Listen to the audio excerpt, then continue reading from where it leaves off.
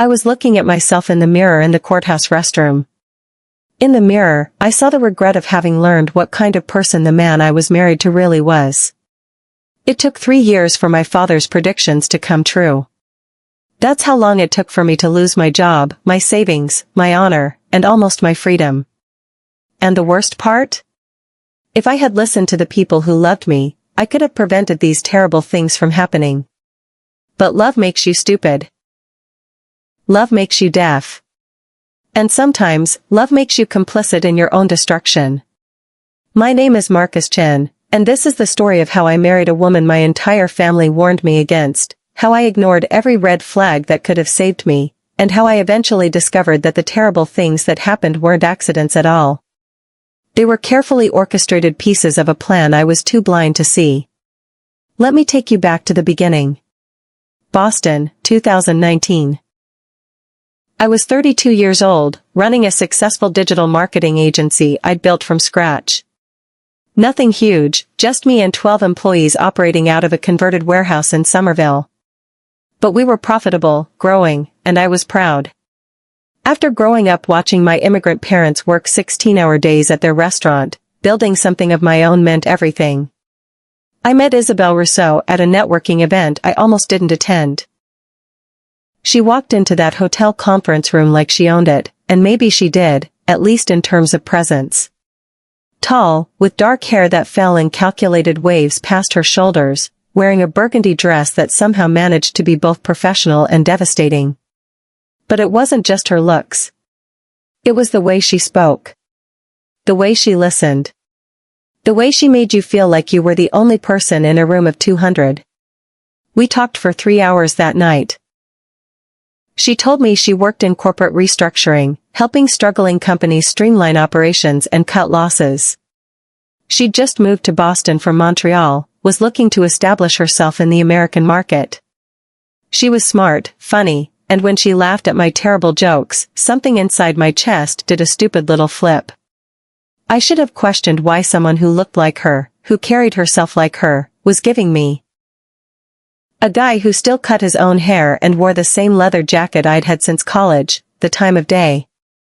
But I didn't. Because it felt good. Because I was lonely. Because after building a business for 5 years, I'd forgotten what it was like to have someone look at me like I was interesting for reasons that had nothing to do with quarterly revenue. We started dating 2 weeks later. The first 3 months were perfect. And I mean movie perfect. We'd meet at small restaurants she'd discover, places tucked away in the North End or hidden in Cambridge that somehow served the best food I'd ever tasted. We'd walk along the Charles River at sunset. She'd show up at my office with coffee and this smile that made my entire staff do double takes. My business partner, James, pulled me aside after the second time she visited. "Dude, she's gorgeous," he said, closing the door to my office. Like, aggressively gorgeous.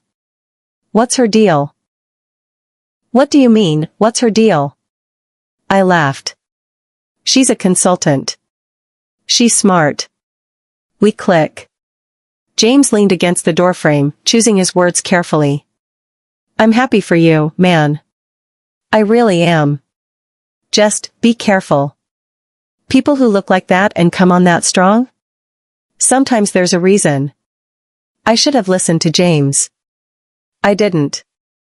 I introduced Isabelle to my family at Sunday dinner 4 months into our relationship.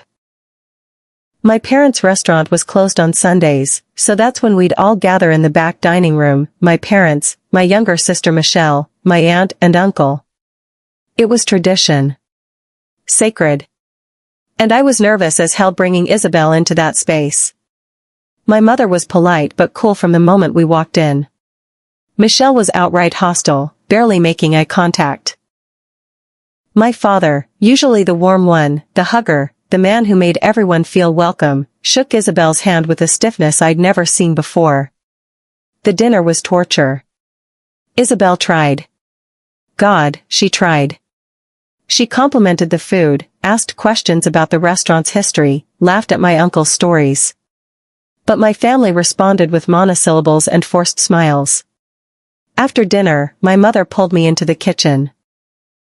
Marcus, she said quietly in Mandarin, knowing Isabel couldn't understand, there's something wrong with this girl. Ma, you just met her. I know people. I've been reading people for 40 years. She gripped my arm, her small fingers surprisingly strong. This one, she's performing. Everything about her is calculated. You're being paranoid. Your father agrees with me. Michelle agrees with me. I pulled my arm away. You're all being judgmental. You're doing exactly what I was afraid of, treating her differently because she's white, because she's not Chinese, because... This has nothing to do with race, my mother snapped. This is about something in her eyes. Something cold. Something, hunting. I left angry. Isabel was quiet in the car, and when I apologized for my family's behavior, she put her hand on mine. It's okay, she said softly. I understand. You're their baby. They're protective. But there was something in her voice. Something satisfied. My sister Michelle called me the next day. Marcus, I need you to listen to me, she said. I did some digging. Isabel Rousseau? I can't find anything about her online before 2 years ago. No LinkedIn history before 2017. No social media presence. No college records. Nothing. She probably just values her privacy, I said. Not everyone lives their life online. No, you don't get it. I'm talking about literally nothing. I work in HR, I know how to run background checks. This woman appeared out of nowhere. Michelle. And another thing. That company she claims to work for? Corporate Streamline Solutions? It's a shell. One address in Montreal, no website, no employee listings, no. I'm not going to spy on my girlfriend because you have some weird conspiracy theory. It's not a conspiracy theory. Her voice cracked with frustration. I'm trying to protect you. I don't need protecting. I need my family to give her a chance. There was a long silence. When you figure out who she really is, Michelle finally said, and trust me, you will, don't say I didn't warn you. She hung up. I told Isabel about the conversation that night. She cried. Actually cried, tears running down her perfect face as she explained that her past was painful, that she'd reinvented herself after escaping an abusive relationship in Canada, that she'd legally changed her name and wiped her online presence to stay hidden from her ex. I held her. Told her she was safe. Told her my family was wrong. I was such a goddamn fool. We got engaged 6 months later. I proposed at a bed and breakfast in Vermont, during a weekend trip. I'd planned it for weeks, carried the ring in my jacket pocket for 3 days before finding the right moment. We were sitting on the porch at sunset, drinking wine, and I just knew. She said yes. She said yes with tears and laughter and a kiss that made me feel like the luckiest man alive. When I called my parents to share the news, there was silence on the other end. Marcus, my father finally said, please. Wait. Just wait a little longer. Get to know her better. There's no rush. I love her, Dad. Love can be a trap. You loved Mom after 3 months. You always told me that story, how you knew right away. That was different. How? How was it different? Another long pause. Then, your mother and I, we came from the same world. We understood each other's struggles. This girl, Marcus, she doesn't struggle. She doesn't work for anything. She just appears and takes. You don't even know her. We know enough, my mother's voice came through the phone. She must have picked up the extension. Please, son. Please just think about this. Why does she want to marry you so quickly? Because we love each other. Or because you have something she wants. I hung up on them. Looking back now, standing in that courthouse bathroom with legal documents that would change my life, I can see that moment as the point of no return.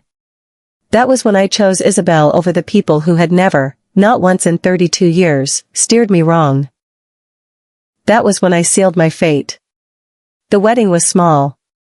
Isabel said she wanted intimate, just close friends. Which was perfect, because my family refused to come. Every single one of them. My mother sent a card with a check and a note that read, "We love you.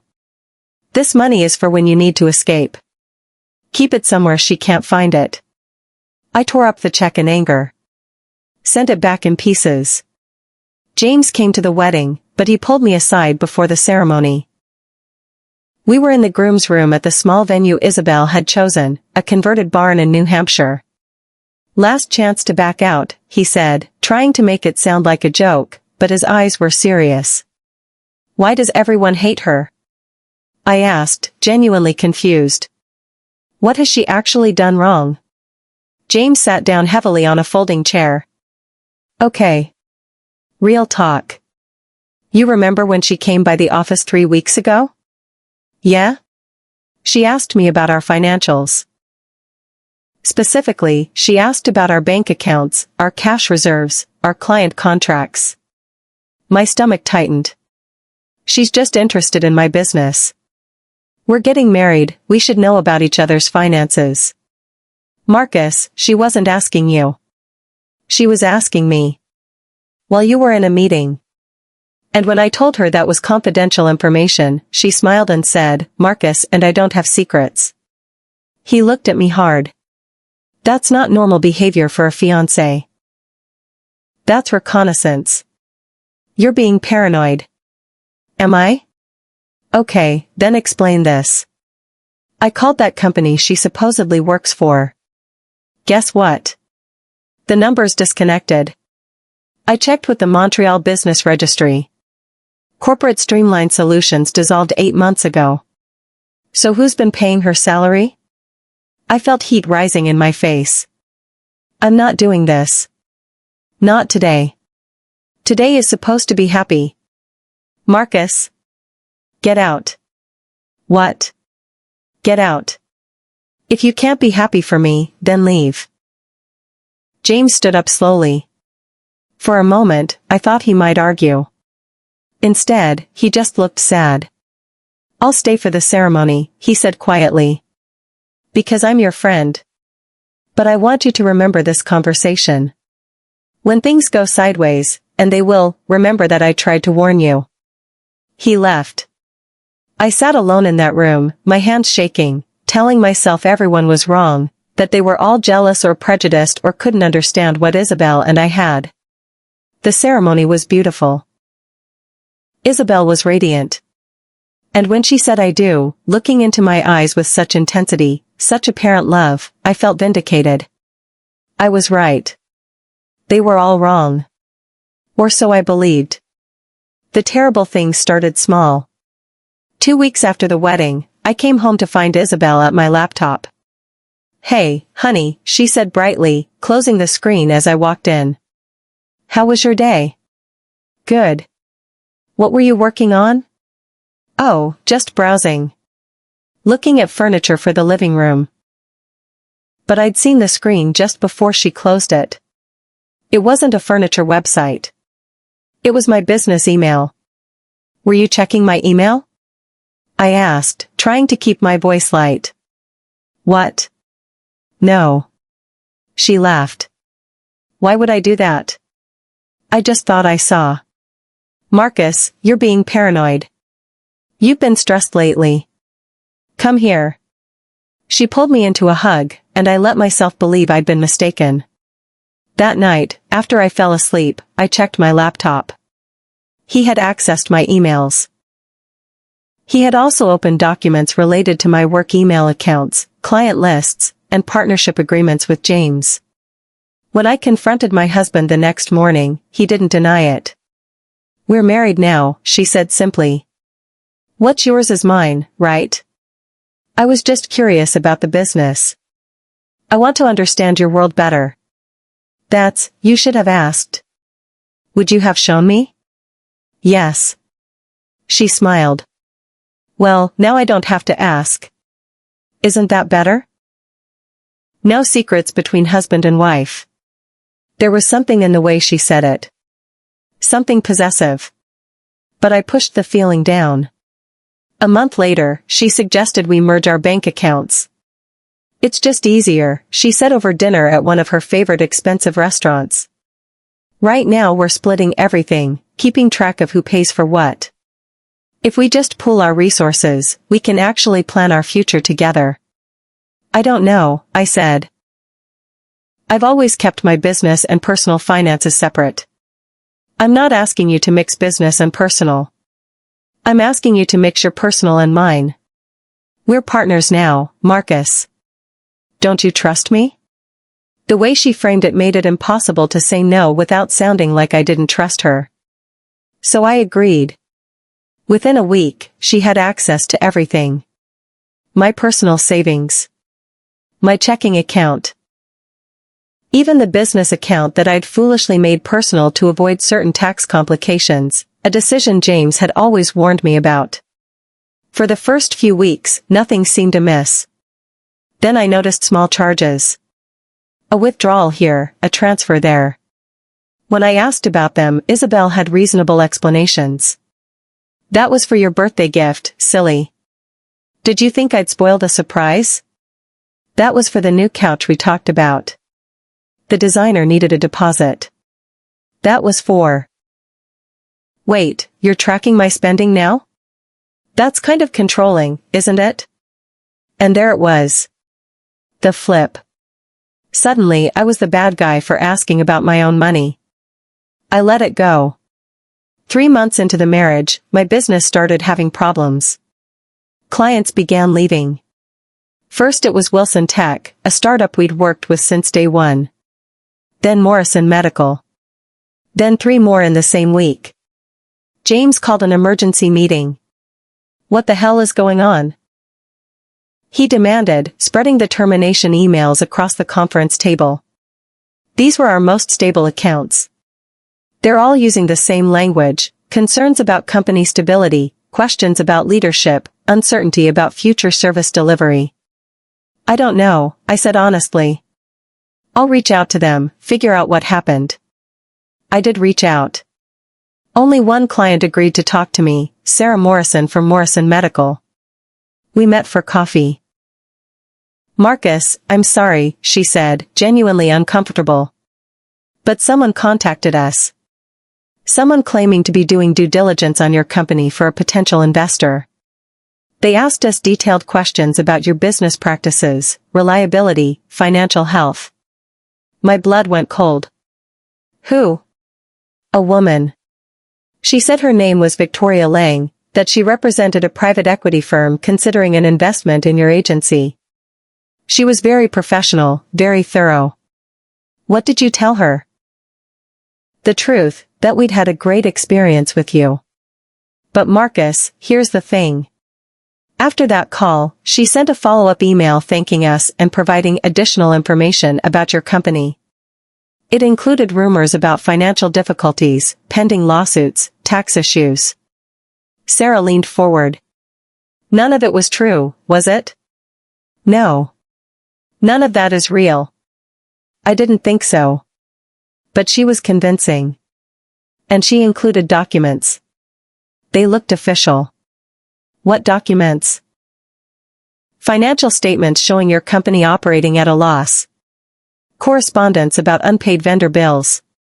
A legal complaint filed by a former employee for wage theft. I felt sick. Sarah, I can explain. You don't have to explain to me.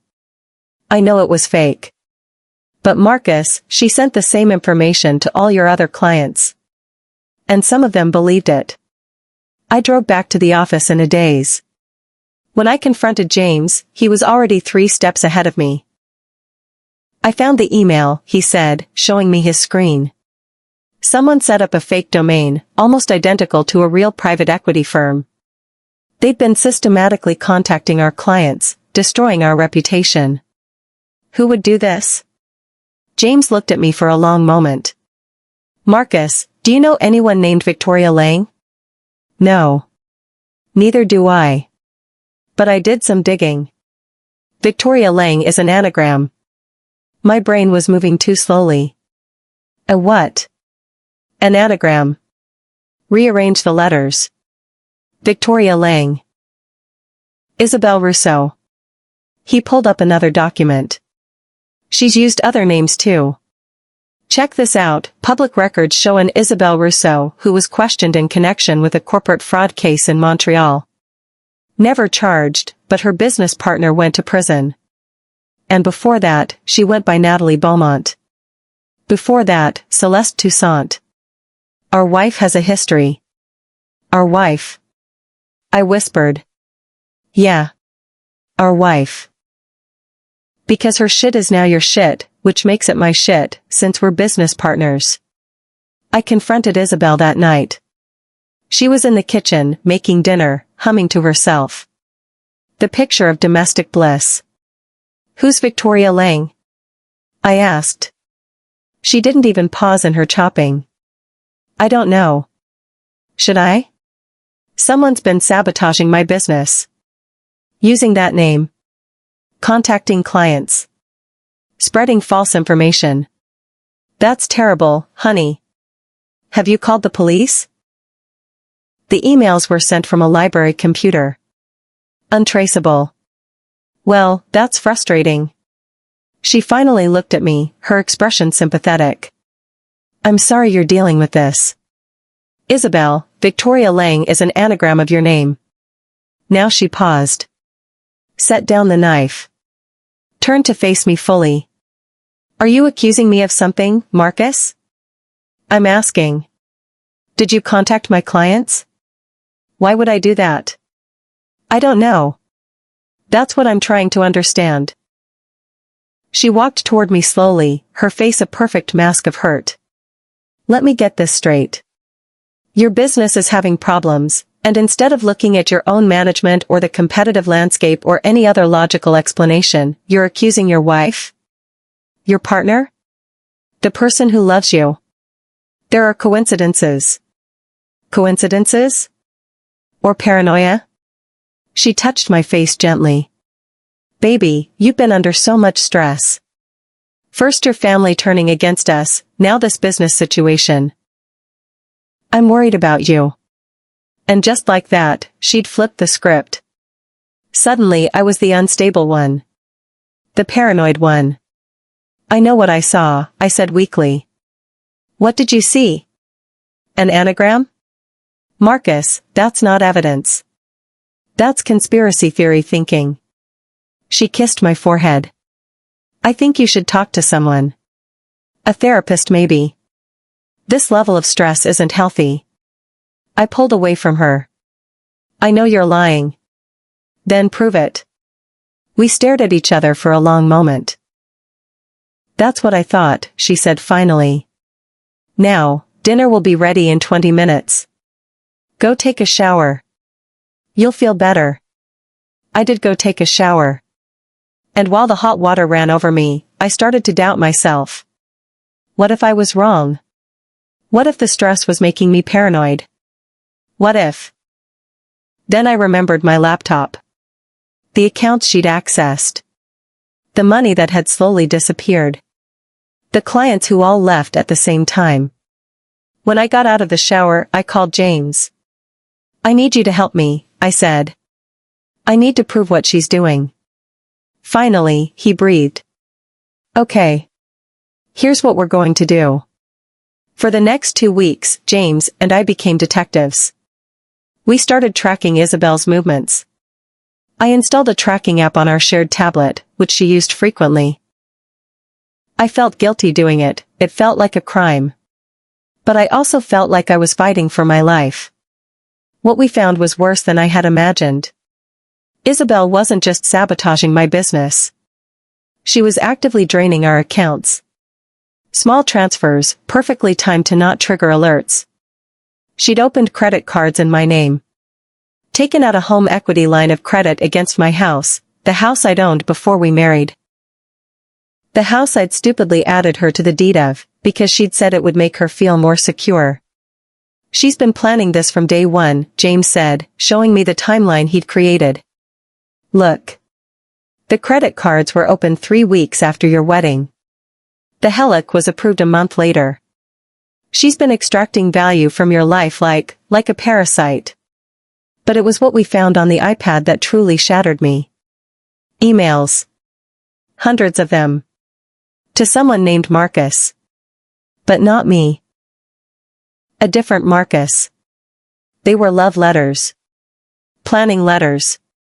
Strategy letters. Baby, he's so gullible, one read. I mentioned therapy and he actually looked like he was considering it.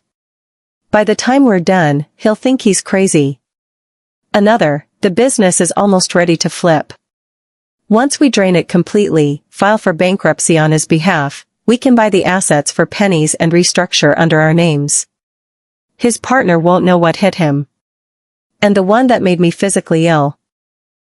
I know 6 months seems like a long time to play house, but trust me, this is the biggest score yet.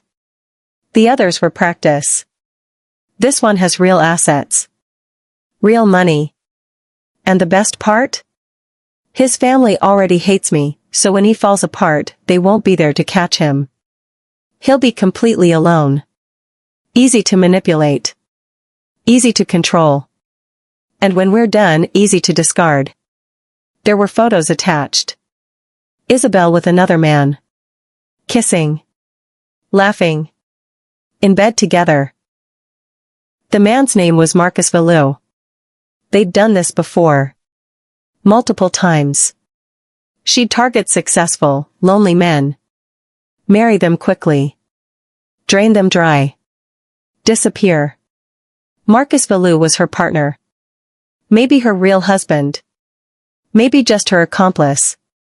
I sat in James's office, staring at the evidence, and something inside me broke and reformed simultaneously. We need to go to the police, James said. No. What do you mean, no? She's committing fraud. Identity theft. Probably a dozen other crimes. If we go to the police now, she'll disappear. She's done it before. She'll vanish, and I'll be left with the debt, the ruined business, the wreckage. I looked at him. I want her to pay. Really pay. Marcus. Help me set a trap. James studied me for a long moment. Then slowly, he nodded. Okay, he said. Let's burn her world down. The plan took 3 weeks to execute. First, we needed her to think she was winning. So I played along. I acted stressed, overwhelmed, defeated. I mentioned therapy again. I let her comfort me. I even apologized for accusing her. I was wrong, I said, holding her close. I'm sorry. You've been nothing but supportive, and I've been paranoid. It's okay, baby, she murmured, stroking my hair. I understand. Stress makes us do crazy things. Behind the scenes, James and I were building our case. We hired a private investigator who specialized in fraud. We gathered financial records. We traced every transaction. We found the other Marcus, tracked him to an apartment in New Haven. But most importantly, we set up what James called the honeypot. I created a new bank account. Transferred a large sum, $200,000, from my business reserves. Told Isabel I'd sold a client contract for cash and needed to park the money temporarily while I figured out tax implications. That's amazing, honey, she'd said, eyes glittering. Maybe we should celebrate. We celebrated. We went out to dinner. We drank expensive wine. And I waited. 3 days later, $150,000 was transferred out of that account to an offshore bank in the Caymans. I could have kissed James when he showed me the transaction record. We got her, he said. This is wire fraud. This is theft. This is prison time. Not yet, I said. I want her to take everything. I want it all documented. I want there to be no possible defense. Marcus, if she takes everything, you might not get it back. I'll get it back. She doesn't know I'm watching. She thinks I'm broken. She thinks she's won. Over the next week, I watched her systematically dismantle my financial life. She maxed out the credit cards, emptied the HELOC, transferred the business account funds. And then she made her final move. She served me with divorce papers. I came home one evening to find Isabel sitting at the dining room table, perfectly composed, with a manila folder in front of her. "Sit down, Marcus," she said calmly. I sat. "I think we need to talk about our marriage." "Okay. I'm not happy. I haven't been for a while. I think we rushed into this, and I think we want different things." I said nothing, just watched her. "I filed for divorce," she continued. "It's already in motion. My lawyer says given the commingling of assets and the short duration of the marriage, I'm entitled to half of everything. The business, the house, the accounts." "I see. I know this is hard to hear, but I think it's for the best. We can end this amicably, split things down the middle, and both move on with our lives." She slid the folder across the table. Inside were the divorce papers. And a settlement agreement that gave her everything. Literally everything. The business would be liquidated and split. The house would be sold and split. Every account, every asset, divided equally. Except there was nothing left to divide. She'd already taken it all. This was just legal cover. A way to make her theft look like a fair divorce settlement. "Where do I sign?" I asked quietly. She blinked, surprised. You're not going to fight this? What's the point?" "You're right. We want different things. I just want it to be over." Was that disappointment in her eyes? Did she want me to fight? To rage?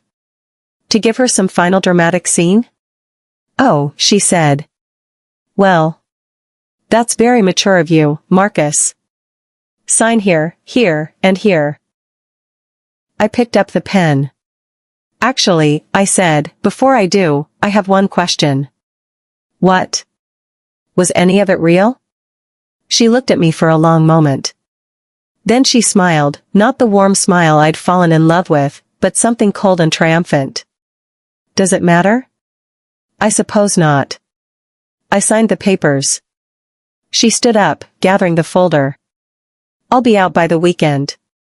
My lawyer will be in touch about the final details." "Isabel?" She turned at the door. "You're really good at this," I said. "The performance. The manipulation. How many times have you done it?" She tilted her head, considering whether to answer. Then she shrugged. "You're the seventh," she said. "And by far the easiest." Then she left. I sat at the table alone, in the house we'd barely shared, and I waited exactly 10 minutes. Then I picked up my phone and called James. "She took the bait," I said. "Start phase 2. Isabel's plan was truly ingenious. If I had been the person she thought I was, broken, alone, defeated, it would have worked perfectly. But I wasn't alone. While she was executing her plan, James and I were executing our own. A $200,000 trap? It was insured and flagged by the bank as potential fraud from day one. A home loan? It was investigated as fraud due to forged signatures. My signature on the application was proven to be fake through forensic analysis. Credit cards? They were all opened with fake income statements that could be traced back to Isabel's laptop. We documented everything she did. But beyond that, we had begun to find her other victims. The private investigator I hired was worth every penny. He found Marcus Valou in New Haven. But he also found the trail of destruction Isabel and her partner had left across 3 states and 2 countries. In Seattle, there was David Marsh. He had lost his software company and his home. In Vancouver, there was Philip Chen. He was no relation to me, just a lonely entrepreneur exploited by Isabel. In Portland, there was Robert Sterling. He had been driven to bankruptcy and attempted suicide. Each had been approached in the same way. Each had been warned by their family. Each had been systematically destroyed. And each was too ashamed or broken to sue. Translated with deepl.com, free version. Until now. James connected all of them. Convinced them to talk. To file police reports. To share their documentation. By the time Isabel served me with divorce papers, there was an active FBI investigation into interstate fraud. She just didn't know it yet. The arrest happened on a Tuesday morning. Isabel had moved out of the house 3 days earlier, taken up residence in a luxury apartment downtown, paid for with my money, naturally. She'd probably been planning her next move. Her next victim. She never got the chance. I was there when they arrested her. I'd been asked to come to the FBI office to give a statement, and I'd specifically requested to be in the building when it happened. I watched on a monitor as federal agents knocked on her apartment door. Watched her answer in yoga pants and a t-shirt, coffee in hand, looking irritated at the interruption. Watched her face change as they showed her the warrant. She tried to run. Actually tried to bolt past them, like she could just escape. They caught her easily, cuffed her, read her rights. But the best part, the absolute best part, was watching them arrest Marcus Valou at the exact same moment in New Haven. Coordinated takedown. No chance for either of them to warn the other. The FBI agent standing next to me, Agent Morrison, glanced over. "You okay?" she asked. "Yeah," I said. "I'm good. You know, in cases like this, a lot of victims just want to forget. Move on. They don't want to go through the trial, don't want to relive it. You don't have to testify if you don't want to." "I'll testify," I said immediately. For all of us. The trial took 8 months to start. In that time, I had to rebuild my life from scratch. The business was damaged but salvageable. James and I worked 18-hour days to restore client relationships, to undo the reputation damage. Some clients came back. Some didn't. We survived. The house went back to just my name after the legal paperwork proved the addition of Isabel to the deed was based on fraudulent marriage. Most of the money was recovered. Not all, some of it had already been moved through enough offshore accounts that even the FBI couldn't trace it. But most. I went to therapy. Real therapy, not the fake kind Isabel had suggested to make me doubt my sanity. I needed it. I'd trusted someone so completely, so foolishly, that it had nearly destroyed me. And I called my family. That was the hardest call I'd ever made. My mother answered on the second ring, and before I could say anything, she said, "We've been waiting for you to call." "I'm sorry," I said, and I started crying. "I'm so sorry. You were right. You were all right. Come home," she said simply. "Come home and eat. We'll fix you." I went home. Michelle hugged me without saying "I told you so," even though she had every right to. My father made my favorite soup. And we sat around the table in the back of their restaurant, in the same room where I'd first introduced them to Isabel, and I told them everything. The terrible things that happened, my father said quietly when I finished, they weren't just what she did to you. The terrible thing was that you lost yourself. You stopped trusting the people who love you. I know. So don't do it again, Michelle said, punching my arm lightly. Next time you fall in love with someone, we get veto power. We all laughed. It felt good to laugh. The trial was a spectacle. The prosecution had a mountain of evidence. Financial records. Emails. Testimony from 6 other victims. The fake documents. The offshore accounts. Everything. Isabel and Marcus Valou had different lawyers, different strategies. Marcus tried to claim he barely knew Isabel, that she'd manipulated him too. His lawyer painted him as another victim. It didn't work. The emails between them were too detailed, too strategic. Isabel's lawyer went a different route. She claimed I'd been abusive, controlling, that she'd taken the money to escape. That the emails to Marcus Valou were fake, planted by me to frame her. I testified for 3 hours. I sat in that witness box and walked through every detail. The meeting. The courtship. The warnings I'd ignored. The marriage. The sabotage. The theft. The discovery. And when Isabel's lawyer tried to tear into me during cross-examination, tried to make me out to be the villain, I stayed calm. Mr. Chen, isn't it true that you installed spyware on your wife's device without her consent? I installed monitoring software on a shared iPad to protect my assets after discovering financial irregularities. Yes. That's quite controlling behavior, wouldn't you say? I'd say it was necessary. She'd already stolen over $300,000 at that point.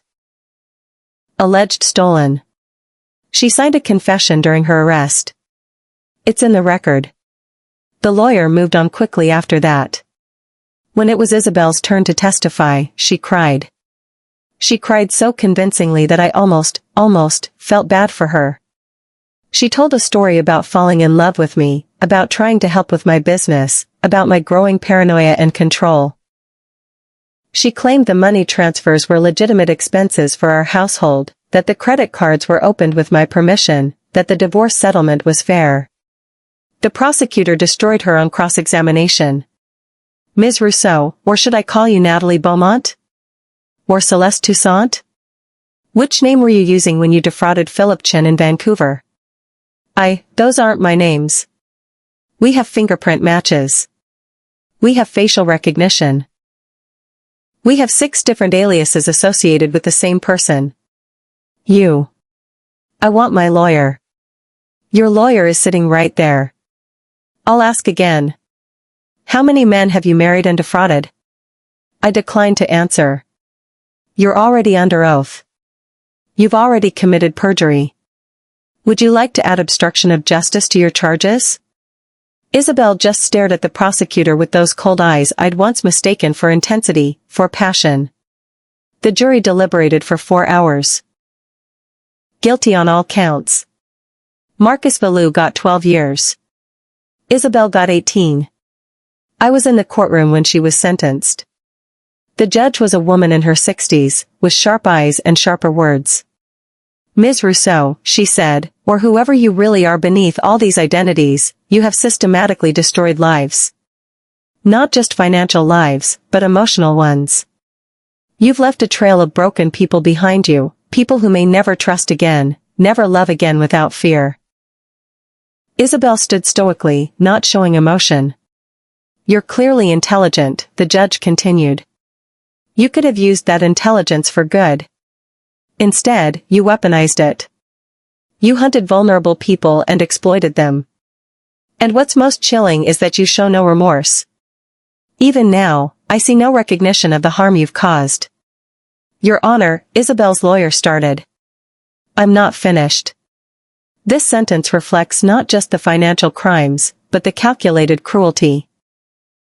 18 years in federal prison. No parole. The gavel came down. As they led Isabel away, she looked at me. Just for a moment. And I couldn't read her expression. Was it hatred? Respect? Indifference?